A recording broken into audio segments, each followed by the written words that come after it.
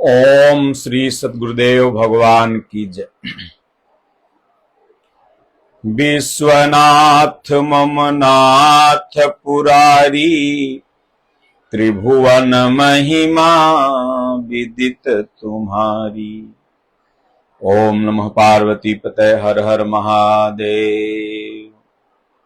सज्जनों, आज सबसे लास्ट ज्योतिर्लिंग 12वां ज्योतिर्लिंग जो है वो पहले बिहार लेकिन अब झारखंड में देवघर में स्थित है। और देवघर का पुराना नाम बैद्यनाथ धाम ही था, अब जिला है। तो आज हम लोग देवघर बैद्यनाथ धाम भगवान शिव लिंग की स्थापना कैसे हुई, उसका पौराणिक महत्व, आध्यात्मिक महत्व के बारे में जानेंगे। ऐसी मान्यता है कि ये जितने भी ज्योतिर्लिंग हैं ये सदियों पुराना है और सनातन धर्म और भगवान शिव अनादिकाल से उसकी कोई गणना ही नहीं की जा सकती कितने वर्ष पुराना है। लेकिन बीच बीच में जीर्णोद्धार हमारे तमाम धर्म शासक हुए जो वो करते आए हैं। संस्कृति को किस तरह ट्रांसफर करना, किस तरह उसको जीवंत रखना, इतिहासों में और भौगोलिक स्थितियों में, क्षेत्रों में, ये हर सनातनियों का कर्तव्य बनता है। तो राजा विक्रमादित्य हमारे देश में एक महान धार्मिक राजा हुए जिन्होंने सभी ज्योतिर्लिंगों का पुनर्निर्माण किया और 137 वर्ष वो इस धरती पर रहे। 20 वर्ष में ही राजा विक्रमादित्य सम्राट बन चुके थे। लगभग 100 वर्ष तक भारत पर उनका शासन रहा, बिल्कुल धर्म पूर्वक। तो जितने भी मंदिर हैं उनका जीर्णोद्धार, पुनरुद्धार राजा विक्रमादित्य जी की देन है। तो बैद्यनाथ धाम के पीछे की जो कथा है, ऐसी मान्यता है कि भोलेनाथ को खुश करने के लिए रावण ने आराधना किया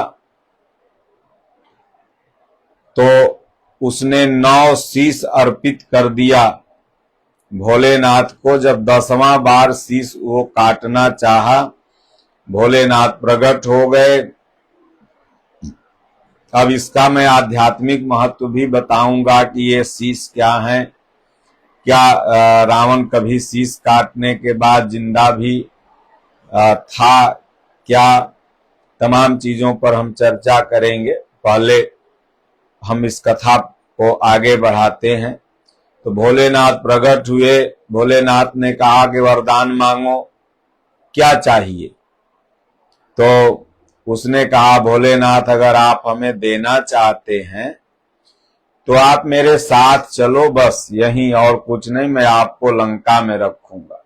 भोलेनाथ ने कहा, देखो मैं तो कैलाश में रहता हूं और लंका में कैसे रह सकता हूं। तब उसने कहा कि भाई मेरी यही इच्छा है, अगर आप चलें तो अच्छी बात है, नहीं चलेंगे तो भी। तो भोलेनाथ ने कहा, अच्छा ठीक है, मैं अगर ऐसा करूंगा तो वचन का झूठा हो जाऊंगा, इसलिए तुम ये शिवलिंग पकड़ो और ले जाओ लंका में, इसे स्थापित कर देना, तब मैं तुम्हारे साथ ही रहूंगा।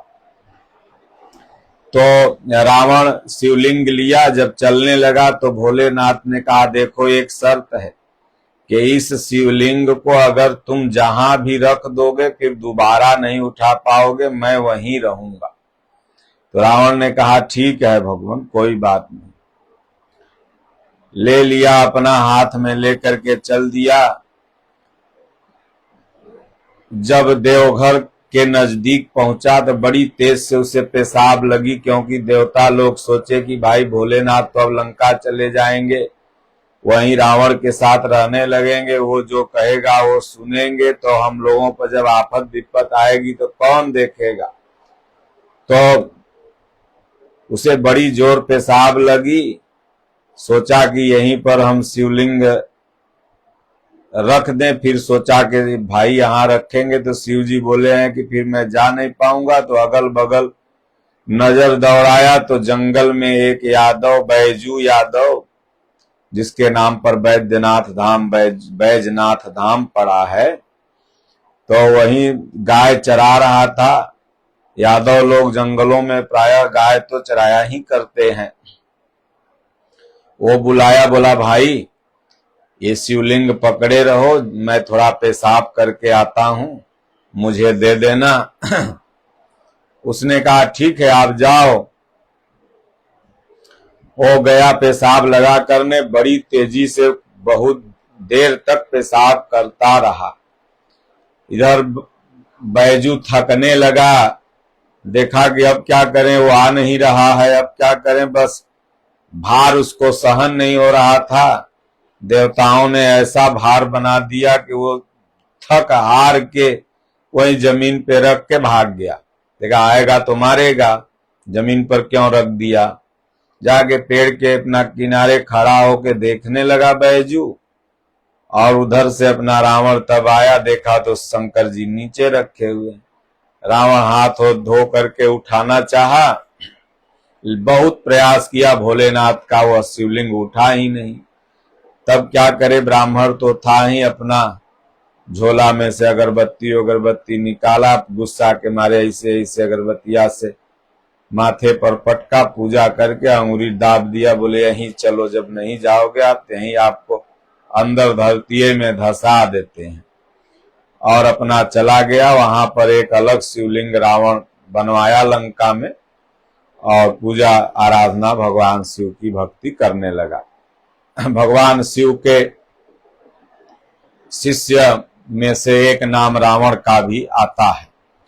तो इधर बैजू देख रहा था कि भाई ऐसे ऐसे पूजा किया है, तब यादव जात भोला भाला देखा कि वो ऐसे लाठी अगरबत्तिया को समझ लिया लाठी, तो देखा कि भाई मेरे पास तो वो अगरबत्ती है नहीं, एक गाय चराने वाली लाठी है, तो डेली अपना वो क्या जाने कि ये पूजा पाठ क्या, देखा कि ऐसे ही यहाँ करना है, तो डेली दुई लाठी अपना ऐसे ऐसे मारे भोलेनाथ के, और फिर अपना गाय चरावे दिन भर, शाम में चल जाए घरे खाए, फिर सुबह आवे दुई लाठी मारे, दोपहर में खाना खाने घर जाए।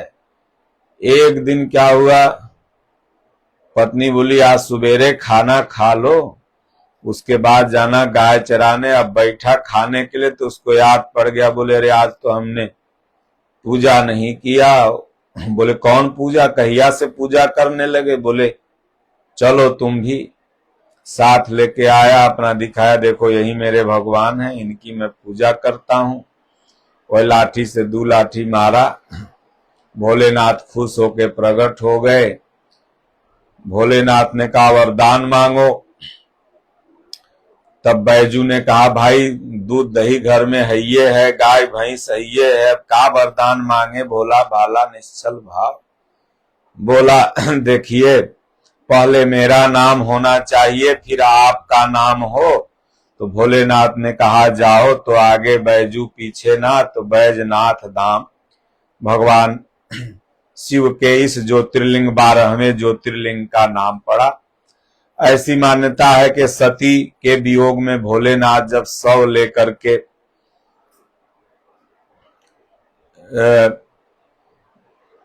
रो रहे थे, पूरे भारत में परिक्रमा पूरे त्रिलोक में लगा रहे थे, तो हृदय माता सती का बैजनाथ धाम में ही गिरा था। इसलिए बैजनाथ धाम को हृदय पीठ भी बोलते हैं, और सभी ज्योतिर्लिंगों से ज्यादा महत्व बैजनाथ धाम का है। लोग यहाँ एक बार जरूर सावन में पूरे भारतवर्ष से आते हैं।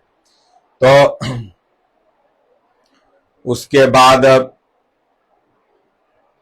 तब से एक परंपरा बन गई और उसके बाद भगवान भोलेनाथ की पूजा अर्चना करने लग प्रारंभ हो गई। और उसके बाद मंदिर जीर्णोद्धार राजा विक्रमादित्य ने करवाया और जितने भी भारत के लगभग बॉर्डर एरिया हैं और सब जगह एक एक ज्योतिर्लिंग राजा विक्रमादित्य ने स्थापित किया ताकि पर्यटन का भी आदान प्रदान होगा, भाषा बोली विचार का भी आदान प्रदान होगा, लोग एक दूसरे से संपर्क में आएंगे। बैद्यनाथ धाम पहाड़ी एरिया है, कुछ शिवलिंगों की स्थापना निर्जन और पहाड़ी एरिया में किया गया, जैसे केदारनाथ वगैरह हो गया, बैद्यनाथ धाम हो गया, ताकि वहां पर भी लोग आएंगे जाएंगे तो लोकल जो भी वहां के लोग हैं पर्यटन की सुविधा से अपना जीवन यापन भी करेंगे और आम बोलचाल की जो भाषा है ये सब आपस में लोग आदान प्रदान करेंगे। आप तीरथ व्रत जहां भी करने जाते हैं देखते हैं वहां जैसे बिहार की लिट्टी चोखा कहीं का कुछ फेमस है तो खाते हैं और वहां की बोली भाषा रहन सहन आपस में एक प्रेम पूरे भारतवासी का बनता है। इसलिए तीर्थ पर्यटन सबको करना चाहिए जब भी समय मिले। भगवान हृदय में है ऐसी भावना रखते हुए उनकी इस प्रकृति की छवि का निरूपण करना चाहिए।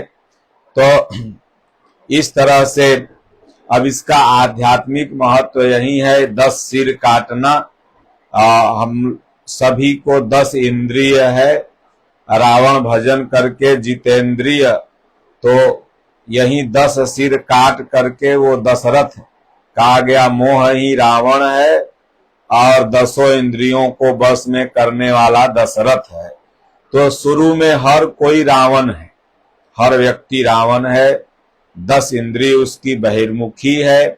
धीरे धीरे वो सदगुरु के बताए हुए रास्ते पर जब चलता है तो उसे इन 10 सिरों को काटना पड़ता है। काटने का मतलब ये जो इनका स्वाद है उनसे विपरीत रखना। 5 इंद्रिय, 5 ज्ञानेंद्रिय, 5 कर्मेंद्रिय, आंख का जैसे विषयोत्तेजक दृश्य देखना एक स्वभाव बन जाता है, कान का विषयोत्तेजक बातें सुनना स्वभाव बन जाता है, चर्म का मुलायम वस्तुएं स्पर्श करना एक स्वभाव बन जाता है। इसको हटाना है, यही हुआ 10 सिर का काटना।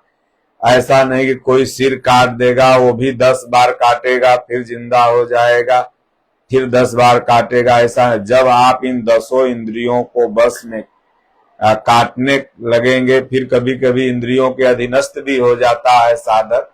तो जब तक भगवान नहीं मिल जाते हैं, भगवान इस मोह का वध नहीं कर देते हैं, तब तक रावण की पूर्णतम अवस्था नहीं है। तो शिव खुश होते हैं, सदगुरु खुश होते हैं, महापुरुष खुश होते हैं कि चलो कम से कम यह इंद्रियों को हनन करने में तो लगा हुआ है, आज नहीं कल अपने लक्ष्य को पाएगा। तो यही हुआ शिव का खुश होना। शिव खुश हो गए और बोले कि ले जाओ इसको, कहीं रखना मत, नहीं तो मैं वहीं हो जाऊंगा। शिवलिंग को कहीं रखना मत।